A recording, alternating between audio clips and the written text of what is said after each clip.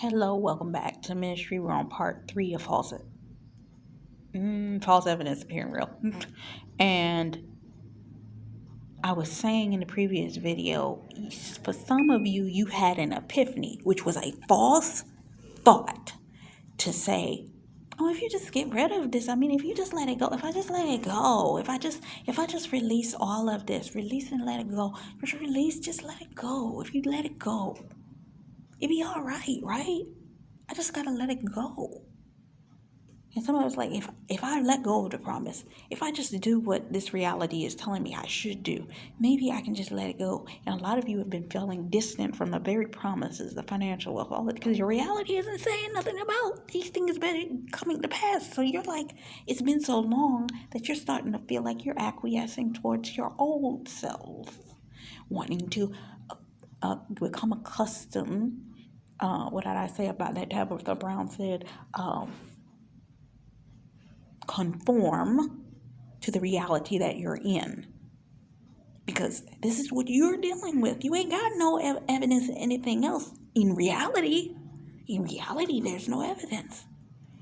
You're holding on to a spiritual thought, so why should you hold on to that? So the epiphany will drop in your head every once in a while. I should just let this whole damn thing go.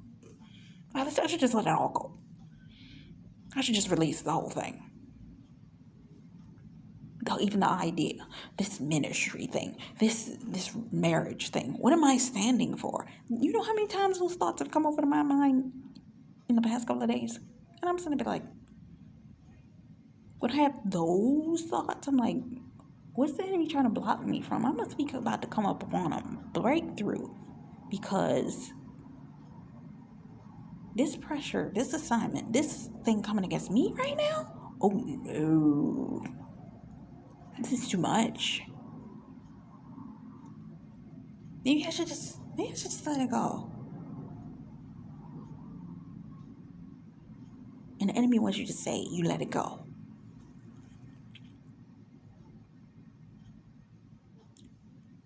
Just do what they're asking you to do. Some of you have had people in your family, people that are associated with you, pressures from those that are around you. In this case, she was seeing the doctor and her 2 parents in this hallucination.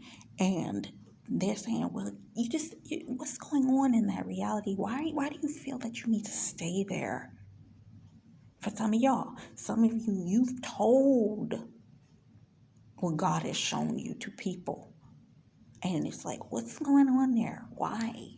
Why do you need to do that? Why are you standing for this? Why are you standing for the marriage? Why are you standing for this particular career move? Why don't you just...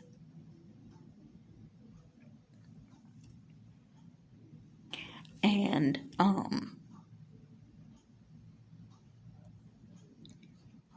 you're dealing with 2 different realities, and the cure is on the way for some of you. And I saw this, I think it was a word from Stephanie P. that said, your husband is the cure. At the same time your husband is fighting tooth and nail to get to you, you're dealing with this hallucination to get you to let go of it. Get you to let go of this reality. To get you to let go of the promise. Because the enemy needs this hallucination to take hold on you, so you will release the promise in hopes that if you release it, that it will then force your God-ordained spouse to release you. But your spouse is determined to help you. Meanwhile, in the other storyline, the God-ordained spouse, he's been put in a straitjacket, put in his room, and he can't go nowhere. His wife had to come and actually instate an enemy's help. I'm about to lose some people right here. Oh my God. God will make your enemies your footstools. God will even use your God-ordained spouse's arch nemesis in a season that he needs to use them to be a blessing to them in that moment. The wife said, I needed to get, because there was another leaper that actually was coming to sabotage the entire mission.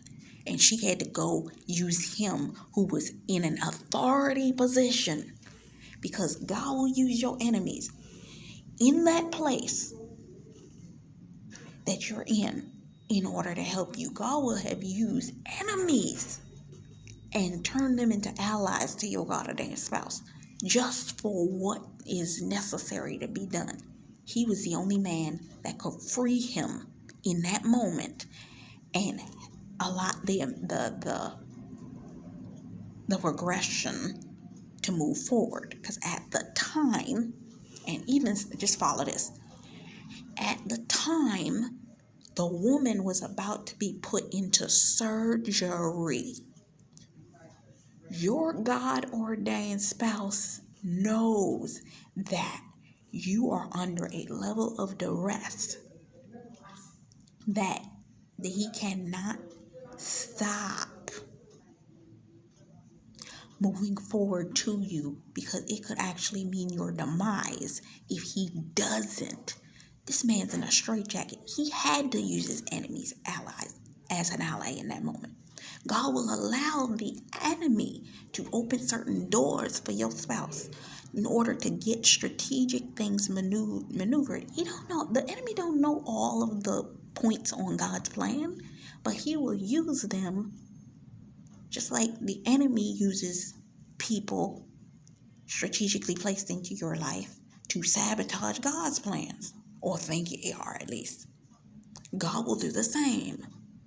And this man got him out of the straitjacket and then allowed him to use him as a diversion. Your God ordained spouse, in a moment's necessary, the Lord has highlighted prophetic witnesses, people that are used for a reason and or a season, that are helping them to get to you, because in this season, God needs all hands on deck, because he's gonna come and get you no matter what. No matter what, he coming to get you. He's not gonna let the enemy take you out. This woman was on the operating table. They were about to start surgery on her.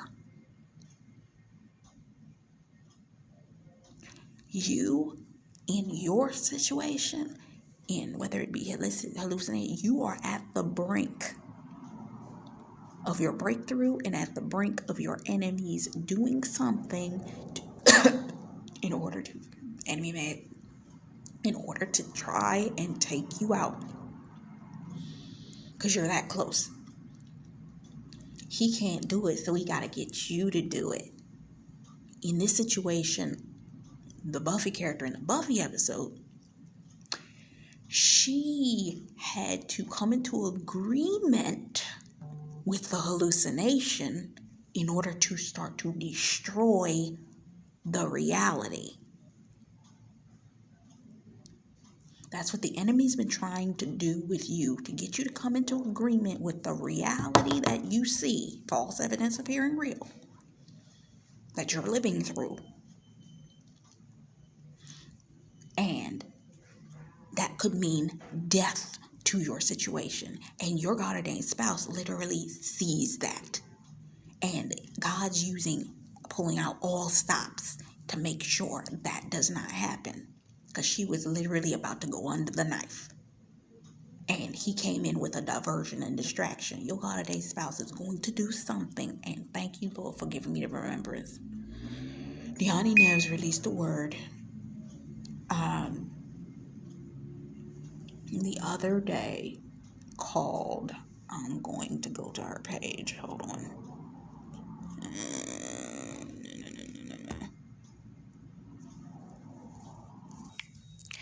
It's Yours for the Taking by Deani Neves. And in that word, she talks about God's about to do something so suddenly, that it had to get this much pressure, this much confusion, this much, whether it was spiritual for you or physical, as it has been for your God ordained spouse, in order to force them to push a hand, meaning what direction or diversion your God ordained spouse is going to create a sudden maneuver. Just Emily did a word where she said that your God ordained spouse had to wait as long as he did because he could not open his mouth yet. But when he does, what he's going to do is going to demolish every form of doubt, fear, confusion, frustration, everything. It's going to kill the whole situation. That's what this man does. They knock out the doctor and then get her off the board, okay? And they start to leave. You are still using, it's like you and your God ordained spouse are going to leave. I mean, it's not going to be a super easy exit, but you know the direction. God is going to let your spouse know the direction in order to get you out. But remember, the enemy was still there. The guy that was already known to be a leaper to destroy the assignment, he was still walking with them. For some situations, your God ordained spouse did get an allied help from his enemy because God allowed it. He allowed this person to be used as your God ordained spouse's footstool, okay? In that season. But for some of your God ordained spouses, they held on to them past that point. They weren't supposed to allow them to continue to follow and continue within the operation with them. And God's saying, no.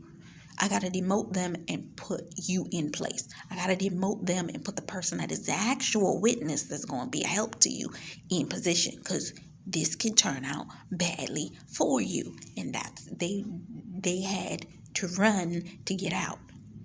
When your God ordained spouse comes to get you, you're going to have to run to get out of this situation. I'm going to pause there and come back to, so with that, you had to operate a certain way within the season that you were in. Your God ordained spouse, he had to go through what he went through. You had to go through what you went through. So, in conjunction with when the God ordained spouse went through the truth serum, you opened up to who it was that you were around, that you could trust. For me, I have a spiritual friend that calls me every once in a while. But she opened up about the hallucination to the friend. But in the hallucination, she even opened up to the friend about the fact that she in reality did experience going to an insane asylum. They put her in a clinic for 2 weeks. For some of you, the season that the Lord took you through your wilderness, where he allowed that false evidence to appear real, you walked that out. Whether it was be for a short time or a long time, you had to experience it in order to prepare you. And for some of you, because of what God took you through, you are literally ready to put Isaac on the chopping block because of it. You are in a place where when that thing came up against you, for you, maybe it was your parents that said something to you, which brings me back to what happened at SVU. There was a moment in SVU where the female cop, was making a point of saying that her two parents were therapists. And because of that, she became a perfectionist. Some of you, due to what you've gone through, you've become very religious, accusatory, and certain ways because you had to be rigid like that because it's what you needed to survive the season that you went through. And because also you went through that season, you have this gumption to get to the other side of this scenario. Crossover at any cost. And the woman on SVU, funny enough, the chief of SVU has the exact same name as my coach. And she said this to this woman.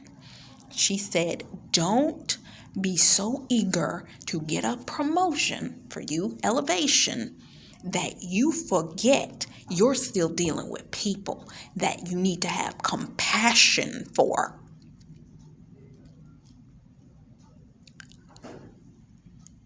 You in the season you've been in, you've been jaded, you've gone through it, you've even experienced a lot of y'all been questioning yourselves, y'all been questioning. Deani Nares talks about the things that you've been questioning in the video It's a Wrap, and in the video Take It, It's Yours.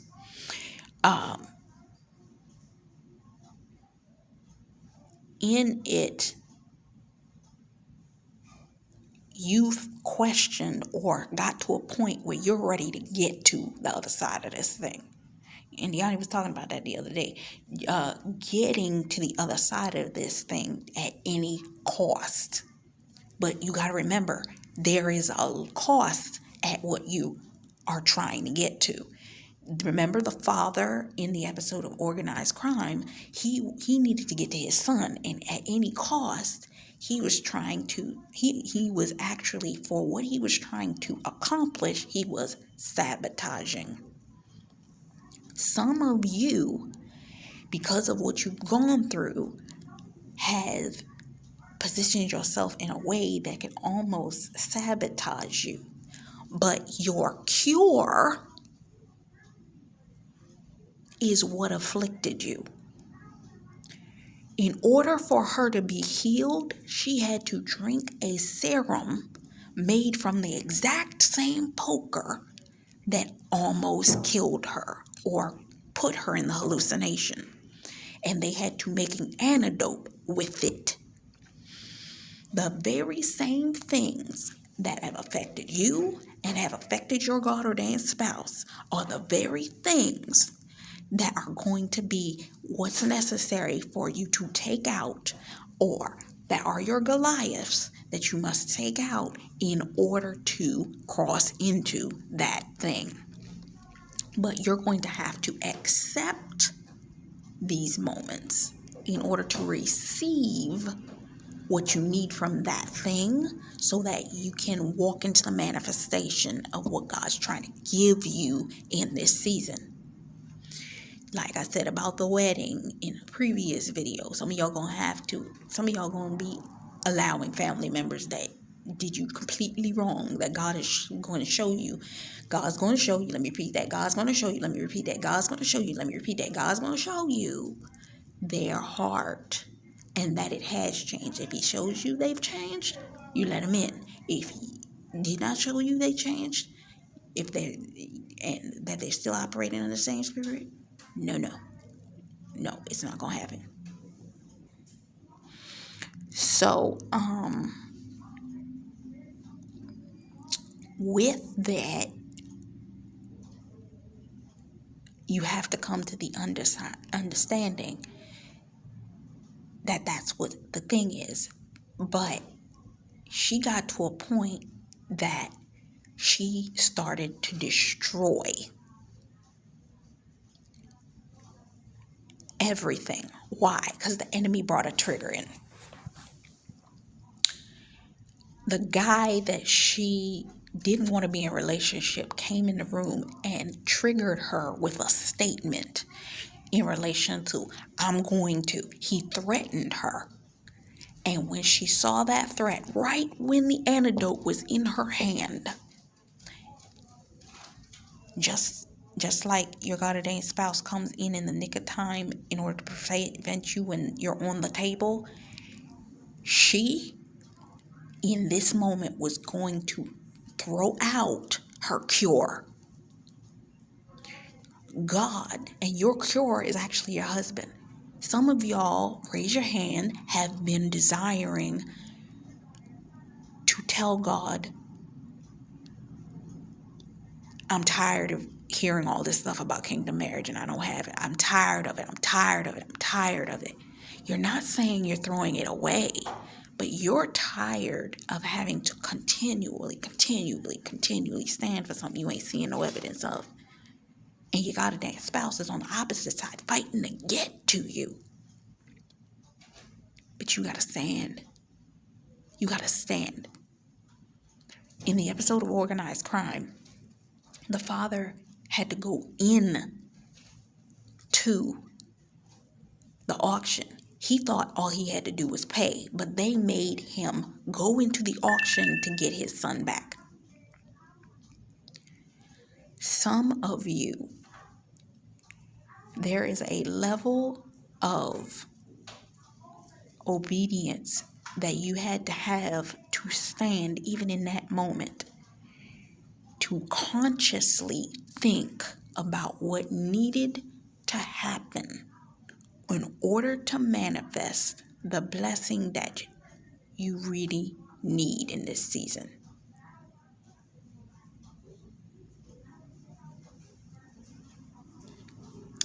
There are things that you really need in this season. And because you really need this in this season, it's a life or death. That husband had to go and get her off the operating table. God had to go and get you. She was about ready to kill everybody. I'm 100% serious. She took all of her friends and her sister and put them in the basement and was going to let the demon kill them.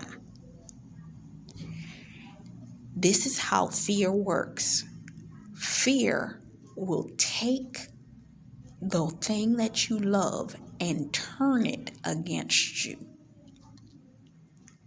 Fear will allow you the ability that as long as you don't say it, if I don't say it, sabotage steps in and says, you ain't got to do that. Just do this. But by your admittance or your action of sabotage, it literally puts the actual manifestation of your blessing in jeopardy.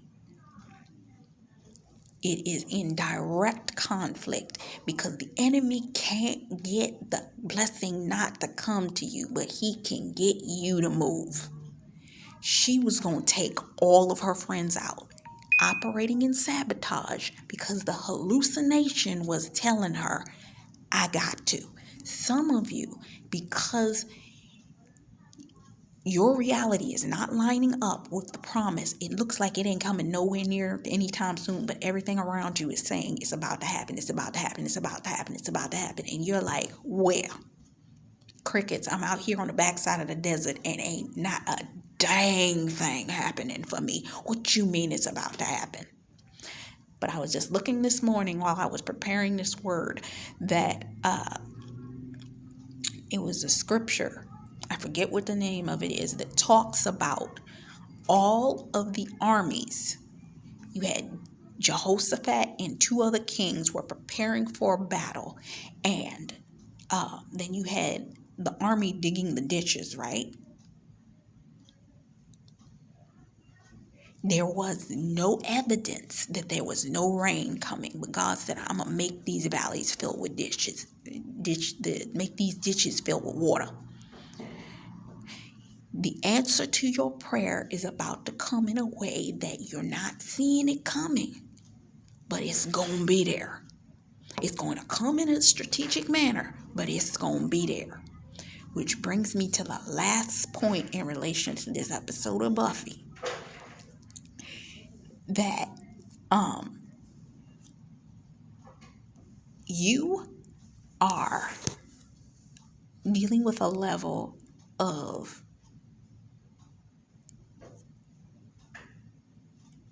things coming against you,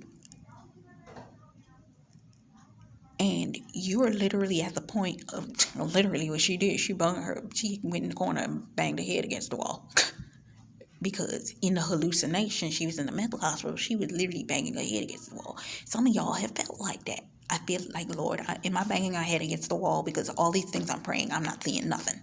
And her mother is trying to guide her through destroying the hallucination, which is actual reality. But she said something. Your enemy will always give up his hand. It used the perfect hallucination as her mother. It used the perfect so on and so forth, and allowed her to guide her out of it. But the enemy screwed up. A familiar spirit that is monitoring you will use somebody. I've seen it. In my dreams, the enemy will try to use my mother, will try to use somebody that was a comfort to me. But in that moment, it gives away its hand.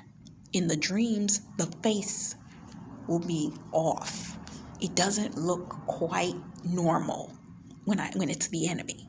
And it's like, she gave herself away. She said something. She said, what? Which made Buffy recognize. What'd you just say? And she said, I just said. And she's like, she grabbed her mother and said, goodbye. And started to fight, which brings me to the chess move. Your natural defender. The Lord has shown you defense tactics.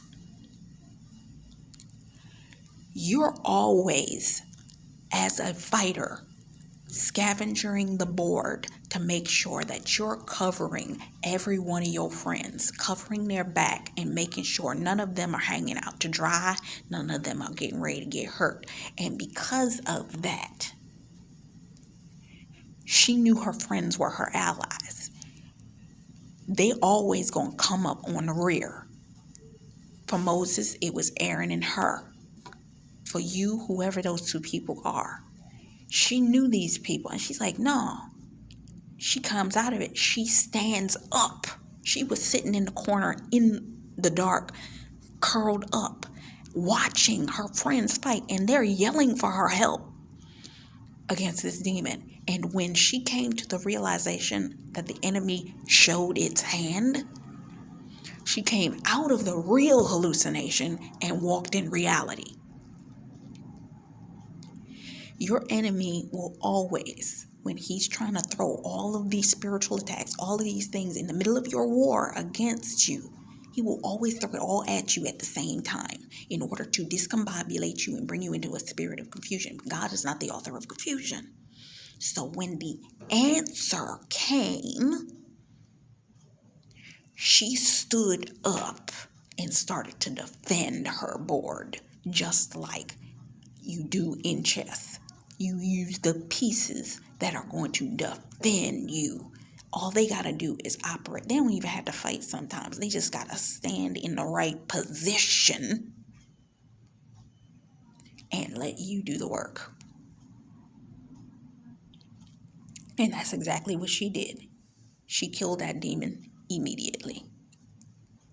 You are going to take out that thing, whether it be through your prayer, your praise, whatever it is that the Lord has had you sit in this moment, in this season, you're going to take it out and you're going to be set free. So getting back to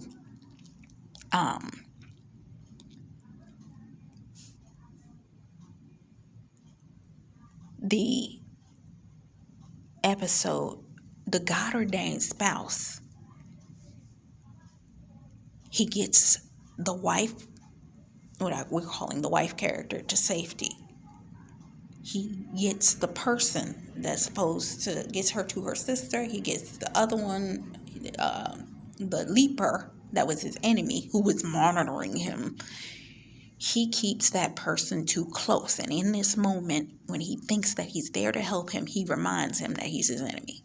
The enemy, the Lord will allow your enemy to be your footstool for a season. But when your season is over, your enemy going to turn back into your enemy, because he was your enemy to begin with. And he was then thrown off the ladder, and he was stabbed in the neck. Your God ordained spouse is in the midst of elevation, and somebody may be there to stab him in the back. Your job, the reason why God has had you in such intense prayer in this season, even in moments you're like, why do I need to stand in this? What am I standing for this for? I already done stood 15,000 times. Because the move that's about to take place could technically take your husband out. Okay? It's an attack to take him out before they get to the finish line. He needed to get to the crossover point so that he could leap out of that season. He falls. So now he's not only injured, but he's bleeding to death. And he's still got to get out. And if he were to die in that season, he'd be stuck in spiritual limbo. If you remember when I did go to movie reviews, the Rhema movie reviews and TV, I talked about the movie Inception. In one of the scenes, the person gets shot. And if the person died while they were in limbo, he would have stayed there for hundreds of years. Or no, it was for the fullest extent of the time that they had. And they would have been stuck in limbo. So your God ordained spouse, you're praying to cover them against that last attack. The wife who was guiding him, she couldn't touch him. She couldn't help him. She couldn't do anything. Your God ordained spouse is in the middle of the test that he may be knocked down, and he may have given into the Delilah. He may have, whatever it was. And it wasn't even that he gave into it, it's that he didn't accept the bait of the narcissist. And it put him in a position that was precarious, that you have to be the spiritual go-between to get them out the rest of the way. They are that close to coming to get you. They're that close. He was that close to the leaping point. He was that close to the crossover point. It was literally 5 minutes away. But he couldn't do it. And she couldn't touch him. You can't touch your spouse right now. You can't directly interact with them. But God's showing you what you need to know in order for you to be able to help them out these last few steps of this mission, so that he can get out of that assignment and get to you. She was freaking out, and she remembered something. Somebody had told her that she worked